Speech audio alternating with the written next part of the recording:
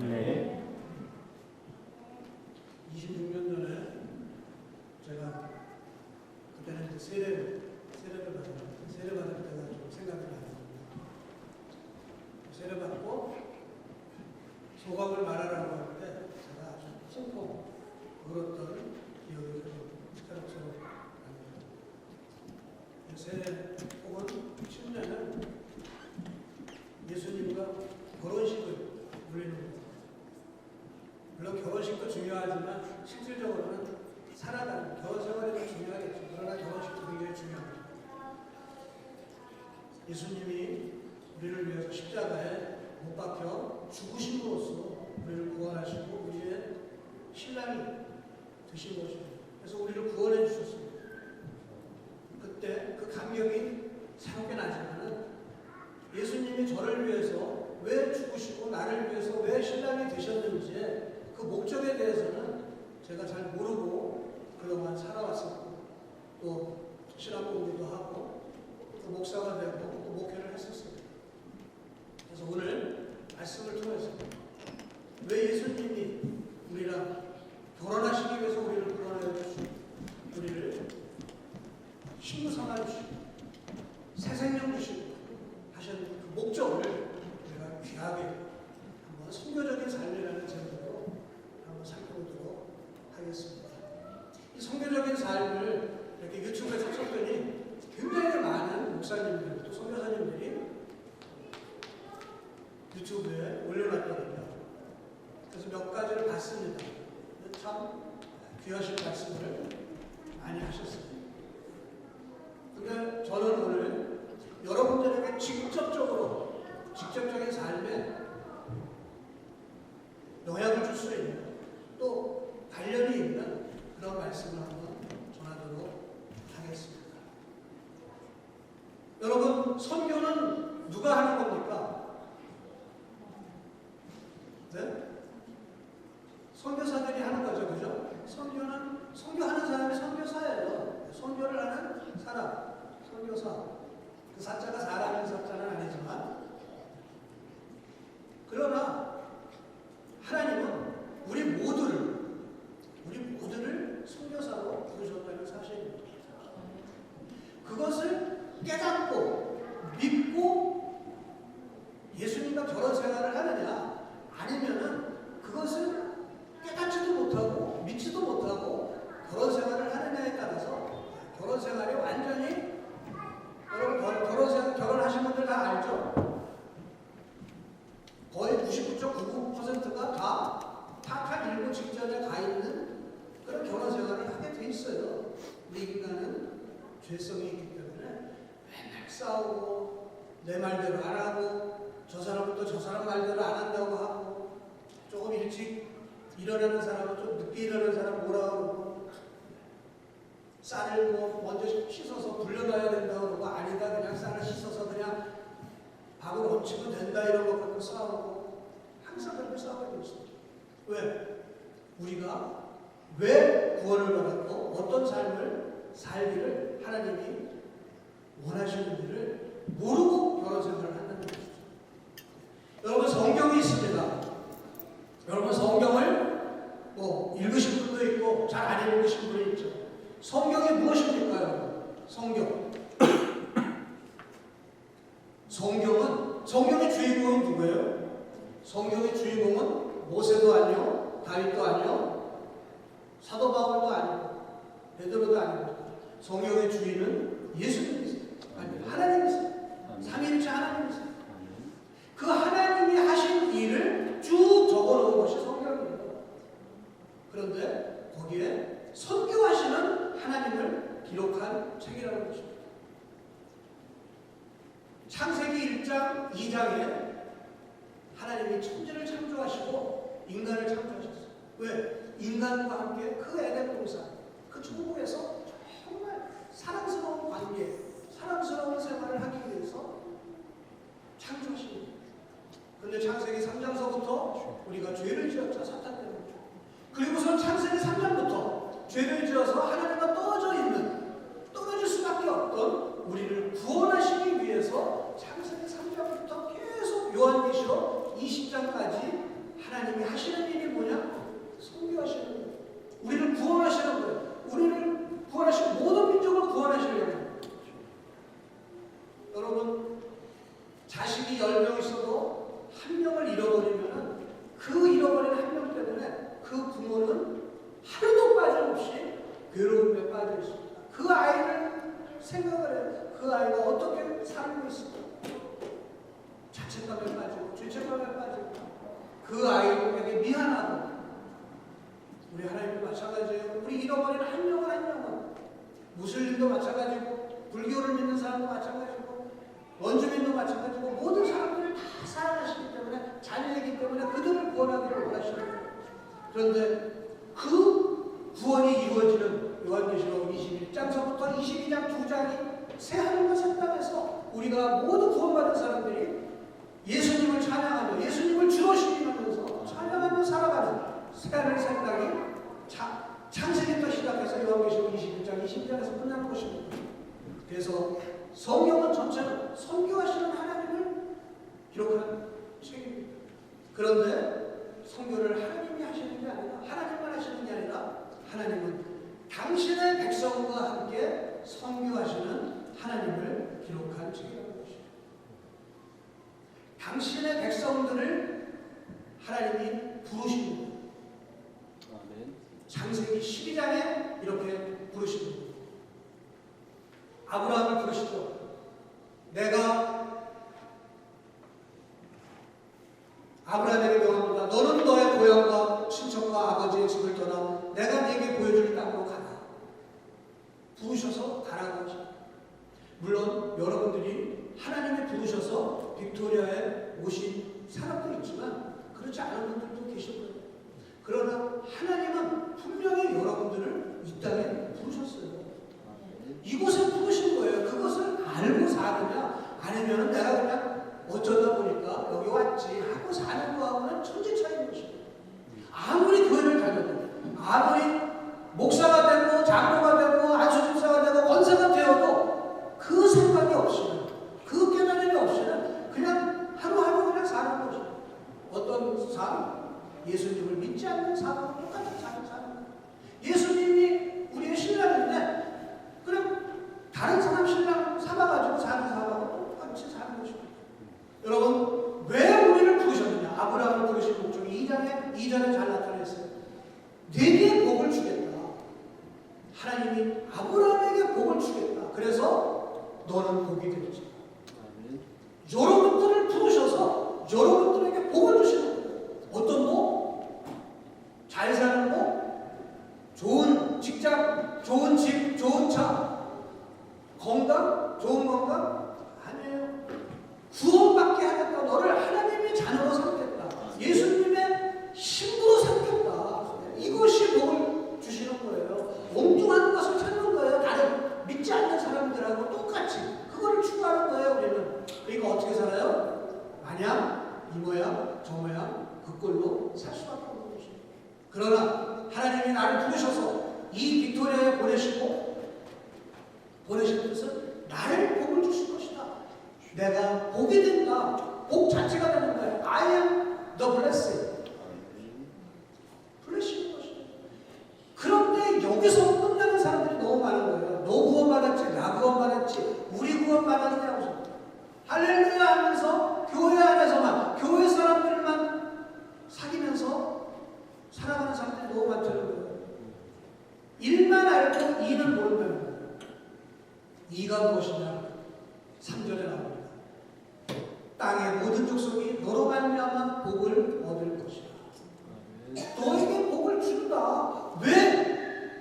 너를 통해서 다른 모든 사람들이 복을 받게 하기 위해서. 그러니까 하나님의 목적은 모든 사람들을 복을 주시기 원하는 거예요. 그걸 누구를 통해서? 먼저 선택받은 우리를 통해서.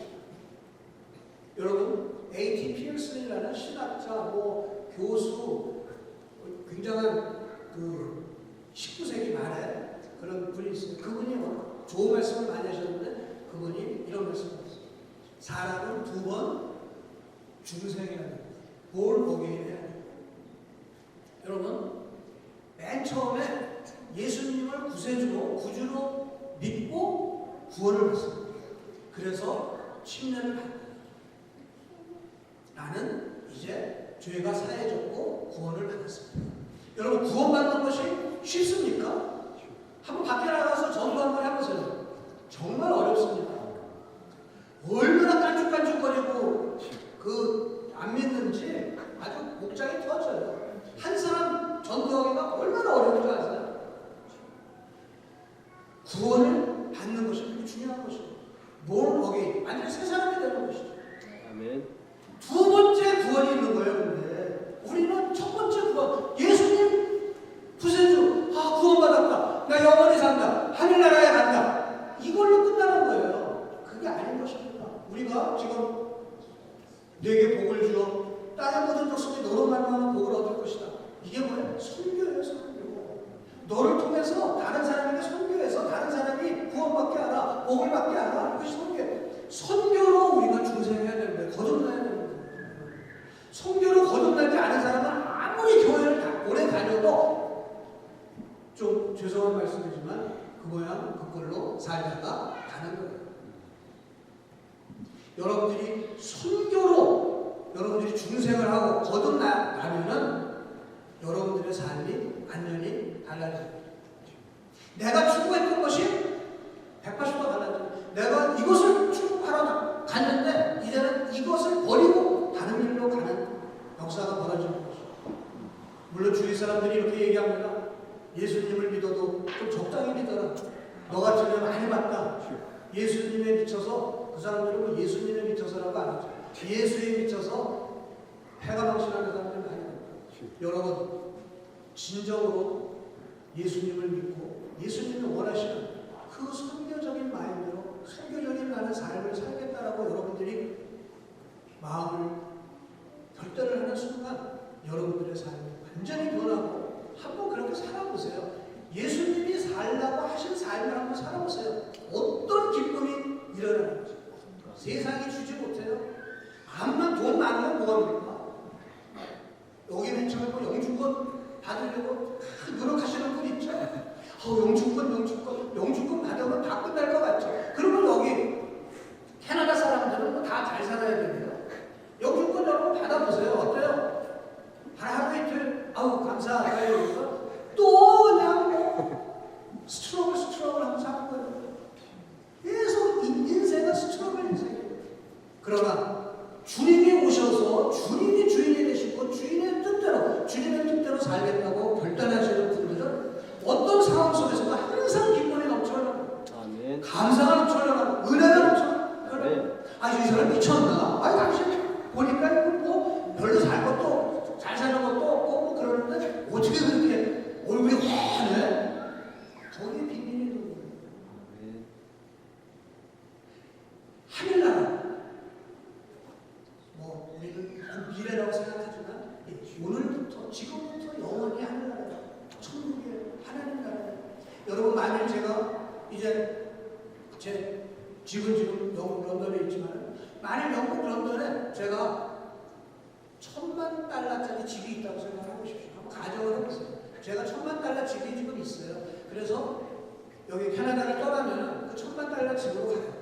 그런데 여기서 $700짜리 집 방에서 살고 있어요. 제가 $700짜리 방에서 살고 있어요. 근데 어떤 사람은 $700,000짜리 집에서 살고 있어요. 그 사람이 나를 막 무시해요. 저 사람은 $700짜리 집에 방 한 칸에서 사네? 그러면서 $700,000짜리 집에서 사는 사람이 저를 우습게 여기면 제가 왜 나는 가난하게 살지? 왜 나는 바보처럼 살지? 이러겠어요? 아니죠. 돌아가면 $10,000,000짜리 집에 사는데 그 사람이 불쌍하죠. $700,000짜리에서 그냥 만족하면서 남 비아냥. 여러분 우리 하나님이 우리를 위해서 모든 것들을 다 예비하신 것을 믿는 거예요. 믿고 어떻게 해요? 예수님 말씀대로 사는 것이 그게 선교적인 삶이라는 것입니다. 그러면 선교의 목적은 무엇이냐? 불신자들이 구원을 받습니다. 불신자들이 구원을 받는 거예요. 선교의 목적. 그런데 더 중요한 게 있어요. 우리가 점점 성숙되어져야 되는 것입니다. 우리가 점점 성숙되는 복을 받는다는 것입니다. 여러분 한번 전도 한번 나가서 한번 해보십시오. 얼마나 있는지 모릅니다. 그걸 통해서 얼마나 은혜를 받는지 몰라요. 그 사람이 구원을 받든 안 받든 그거는 하나님이 알아서 하시는 일이고 우리에게 주시는 복이 너무너무 많은 거예요. 그 어려움을 통해서.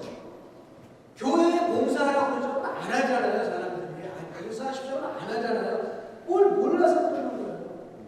교회에 봉사를 함으로써 교회가 잘 되고 또 다른 사람에게 덕을 주지 않습니까? 뭐 식당 봉사를 하면 다른 사람이 또 잘 식사를 할 수 있고.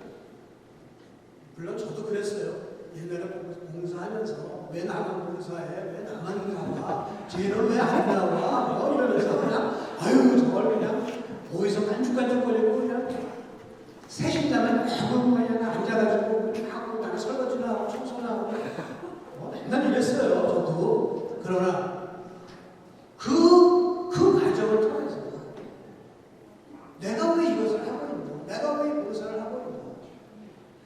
오늘 이 컴퓨터 이 PPT 넘기는 우리 청년님들 저도 이런 거 많이 해봤어요. 그럼 어떤 사람은 또 이래요. 아유, 그 청년한테 얘기하는 건 아니고 제 경험을 얘기하는 겁니다. 아유, 주집사 좀 찬양 연습할 때 같이 와서 같이 이렇게 연습하고 해보세요. 그래야 은혜가 되지. 어떻게 얘는 딱 시작에 와가지고 이렇게 하다 보니까 이쪽으로 가지 저쪽으로 가지 그렇게 하지 않습니까? 아니 저도 많이 경험을 했던 거예요. 이거 해주는 것만 해도 감사하지. 토요일날 나와가지고 이것도 봉사하라고 또 주일날 일찍 와가지고 같이 하라고. 여러분 봉사라는 것은요 종이에요. 종. 그렇게 한번 해보세요. 토요일날 나와서 또 토요일날 하겠지. 금요일날 나와서 함께 찬양 연습하시는 분하고 함께 하고 또 주일날 일찍 나와서 함께 하고 또 집에서 그것을 자기가 다운받아가지고 하면서 찬양에 푹 젖어들고 이때 이렇게 돌고 저렇게 돌고 완전히 잘 안 다음에 와서 예배 드려보세요. 다른 사람 예배 은혜 받는 것보다 3배, 최소한 3배 이상 은혜 받는 거예요. 이거 넘기면서 눈물이 막 나는 거예요. 이걸 나 같은 죄인한테 이런 거를 하게 하셔서 이렇게 큰 은혜를 주시는구나. 이게 천국이고 이게 섬기는 일이고 이것이 선교예요. 무슨 뭐 어디 멀리 가서 선교하는 게 선교가 아닌 것이고. 여러분 선교는 그래서 모든 신자들의 사명이자 특권인 것이에요. 우리가 모두 선교를 해야 되죠. 그죠? 그러나 더 중요한 것은 이것은 특권이라는 것이죠. 특권인데 안 하겠어요? 야, 선교하면 하루에 $1,000씩 줄게. 그러면 안 하겠어요? 근데 비밀이 있어요. 아까 구원받는 거 되게 어렵다고 그랬죠? 불신자들 구원하는 거 되게 어렵다고 그랬죠? 우리 성도들님들 중에 그리스도인들 중에 선교하라고 하는 건 더 어려워요. 여러분 구원 예수님 믿으세요 하는 거 어려워요. 그죠? 여러분 아시는 거예요. 여러분 믿는 게 하나님의 은혜를 줍니다. 그런데 그 교회 다니는 사람들 중에 선교하세요. 내가 하겠죠. 안 해요. 왜? 이 묘미를 모르는 거예요. 비밀을 모르는 거예요. 하루에 $10,000씩 주시는 하나님의 그 은혜를 모르는 거예요. 그 기쁨, 감사, 은혜 이런 걸 모르기 때문에 불쌍한 거죠. 여러분 하나님은 우리를 부르시는 뿐만이 아니라 우리에게 권능도 주셔요. 선교하라고 권능도 주셔요. 성령 세례, 성령 침례를 주시는 거예요. 성령 받아야 돼요. 그래서 물에 들어가는 것도 중요하지만 불과 성령으로 우리를 침례하시는 예수님의 그 성령 침례를 받아야 돼요. 그래야만 이게 우리가 바뀌는 거예요. 아멘. 여러분 그리고 하나님은 동역을 하시는 거예요. 우리를 내버려 두지 않으세요. 우리 외로우신 분 계세요? 잘 안 풀리고 막 실패하고 내일 먹고 목사님도 어떤 면에서 외로운 분 계세요? 하나님은 여러분들을 불꽃 같은 눈으로 보시고 여러분과 함께 하시고 여러분들을 지켜봐 주시고 도와주시는 것을 대비하고 계시는 분이에요.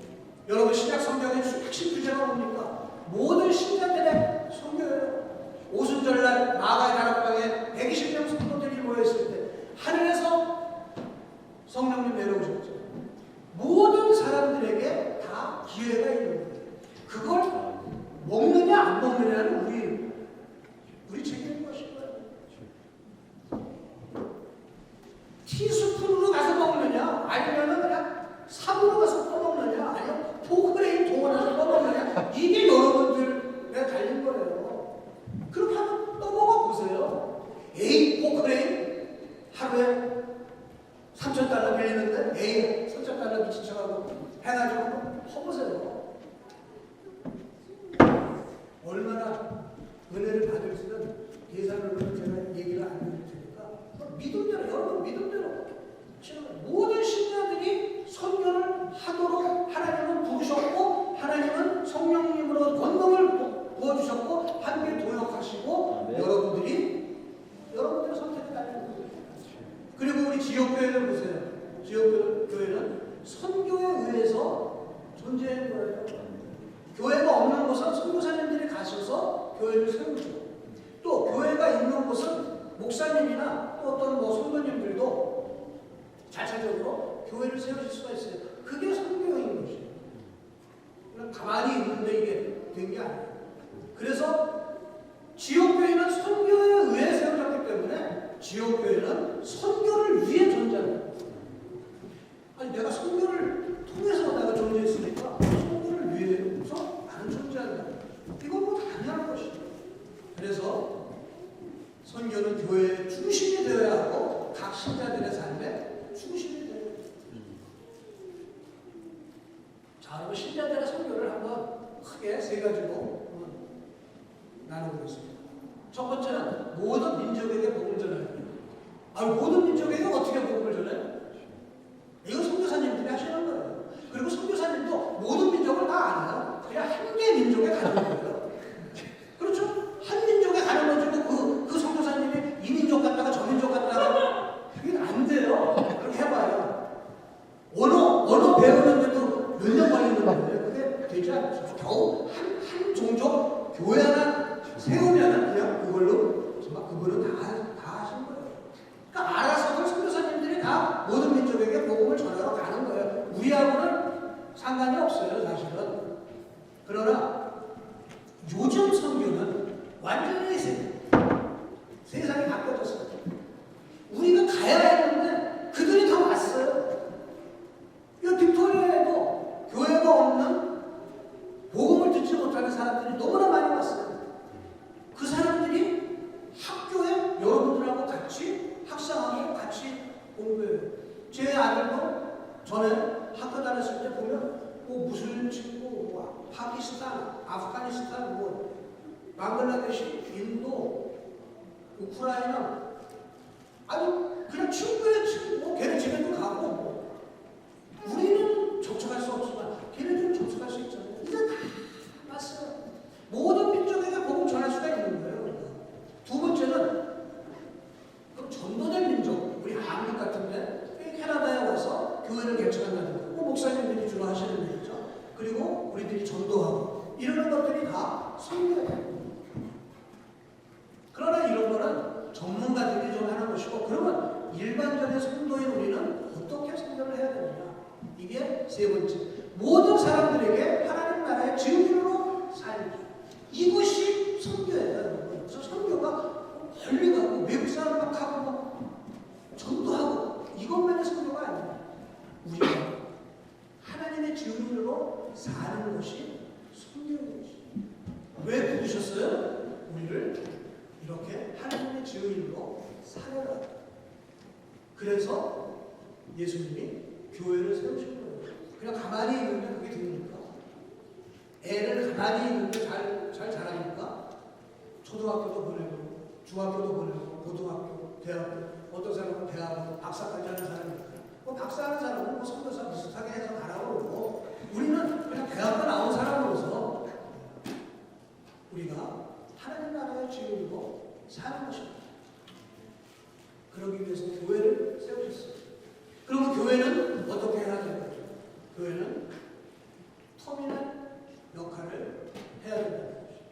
여러분, 교회가 병원일 수도 있어요. 막 상처난 사람들이 와서 있는 병원일 수도 있고, 또 뭐 양육하는 학교일 수도 있고, 교회를 비유하는 비유는 많아요. 근데 터미널이라고 생각할 수도 있어요. 예배나 무슨 뭐 새벽 예배, 또 목요 기도회, 주일 예배, 성경 공부, 이렇게 터미널에 와서 여기서 양육받고 버스 타고 가는 거예요. 물론 가서 영원히 오지 말라는 것이 아니라 갔다가 다시 오는 거죠. 그죠?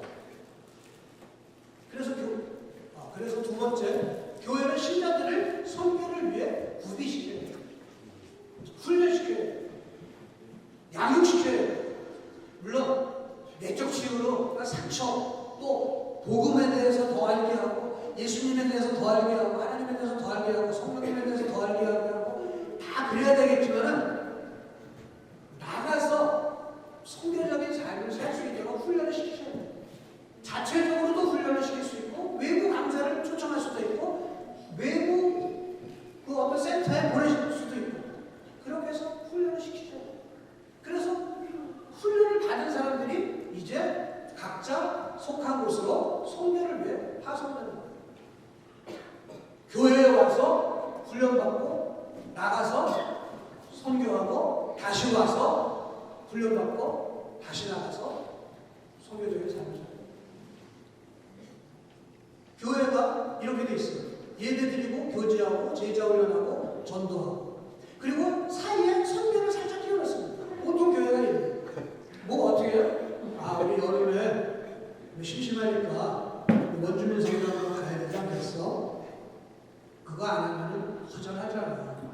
찝찝하잖아. 하나님이 좀 복을 안 주실 것 같지 않아? 그러니까 한 일주일 시간 내서 한번 가자. 이렇게 하고 있어요. 그거 아니라는 거예요. 물론 거기 가는 거 중요합니다.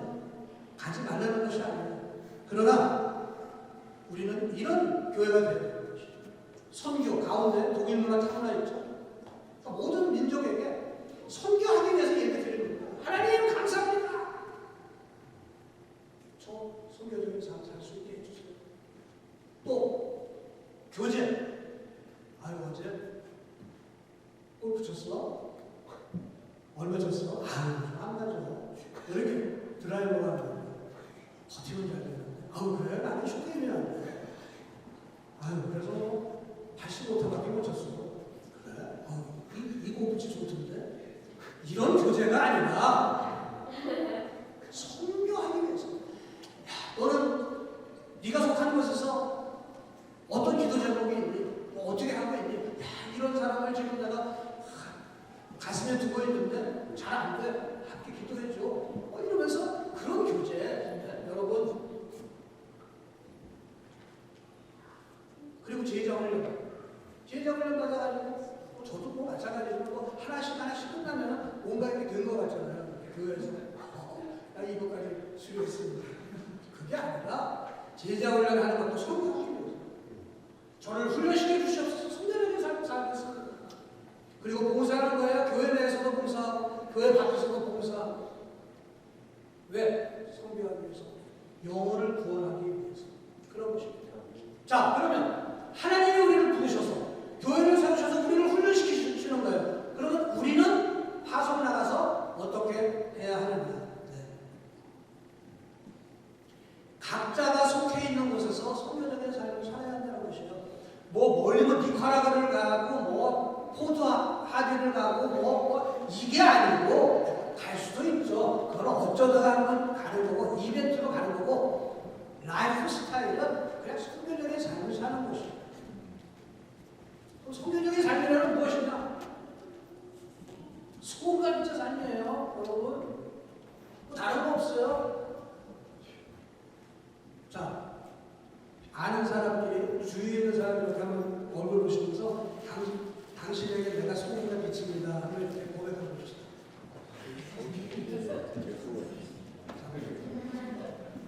원래 이런 걸 고백할 때는 저는 죄인입니다. 저는 죄인입니다 하는 거예요. 왜? 저 소금과 빛이 살 수가 있겠습니까? 그러나 소금과 빛이잖아요. 어디서 어떤 사람은 그냥 막 선교지 가가지고 니카라구아 뭐 파푸아 뉴기니 가가지고 열심히 그냥 선교하는 사람이 있어. 용사 힘이 하나도 안 들어. 교회에서 뭐 청소하고 할 때 힘이 하나도 안 들어. 근데 집에서는 청소하는 거 하나도 안 해. 발만 이렇게 드는 것만 해도 감사합니다. 청소할 때 발만 이렇게 들어주는 것만 해도 얘는 제 얘기입니다. 제 얘기. 부끄럽게도 이제 뭐 가족으로부터 그렇게 하라는 거예요. 가족으로부터. 누가 거기 파푸아뉴기니면 니카라구아 가면 누가 못해요. 거기 가면 그냥 다 해요. 교회 와서 봉사하는 거, 봉사하는 사람한테 물어봐요. 물론 막 스트럭을 하지만 다 해요. 왜? 남들이 보니까. 집에서 남 안 볼 때 안 돼요. 이게 말 나가는 전부터 이게 안 돼요. 그래서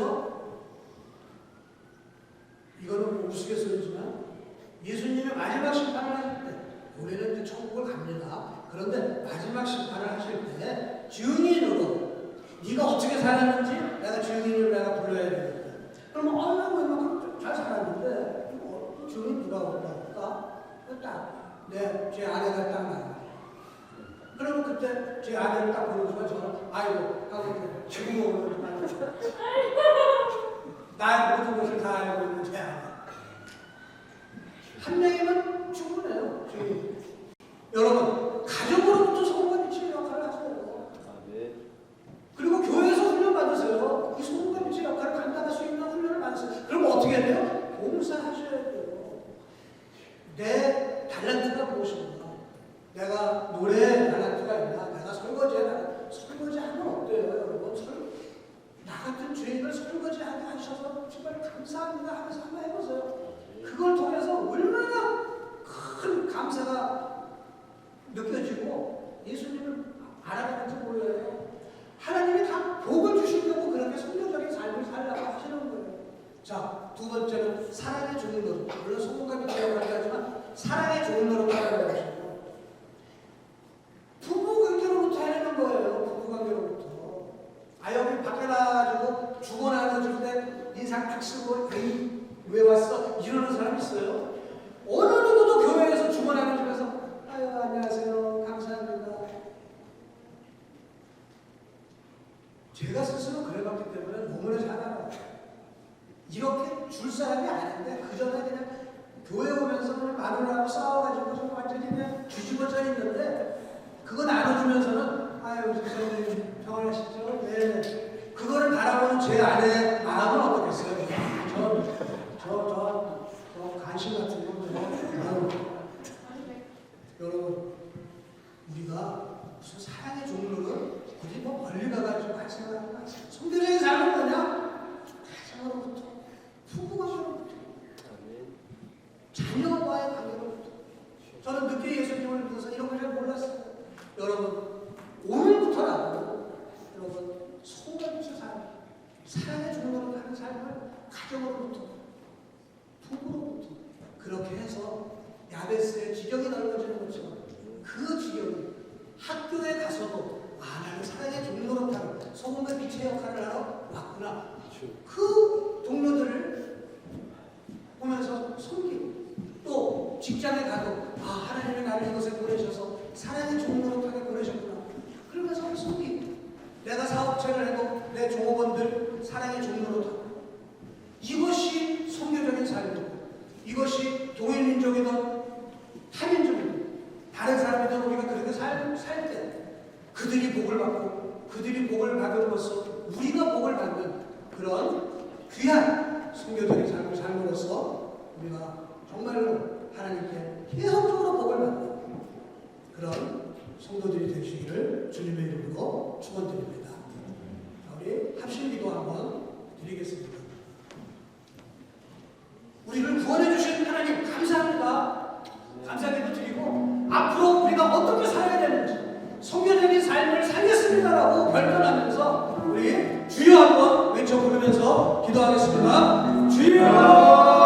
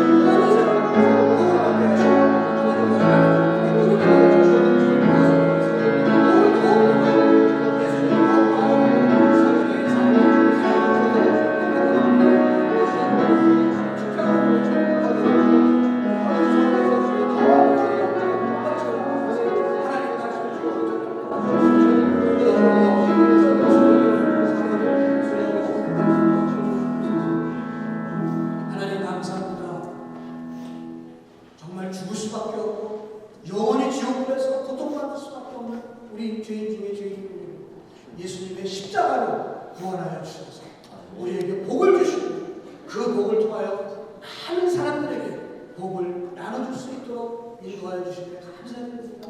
그러나 복을 나눠주면 줄수록 우리가 더욱더 복을 받는 또 그 비밀을 알게 하여 주시기에 감사드립니다.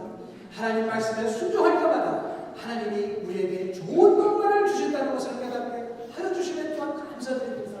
우리가 늘 가족으로부터 또 직장, 사업장, 학교, 우리가 어디에 있든지 무엇을 하든지 오늘 지금부터 성교적인 삶, 소금과 빛의 삶, 사랑의 종로로 타는 삶을 통해 우리가 받은 복을 나눠주고 그들에게 복을 주시고 우리도 또 다시 한번 복을 받는 그런 복의 근원으로 아브라함의 후손으로 살아갈 수 있도록 인도하여 주시옵소서. 예수님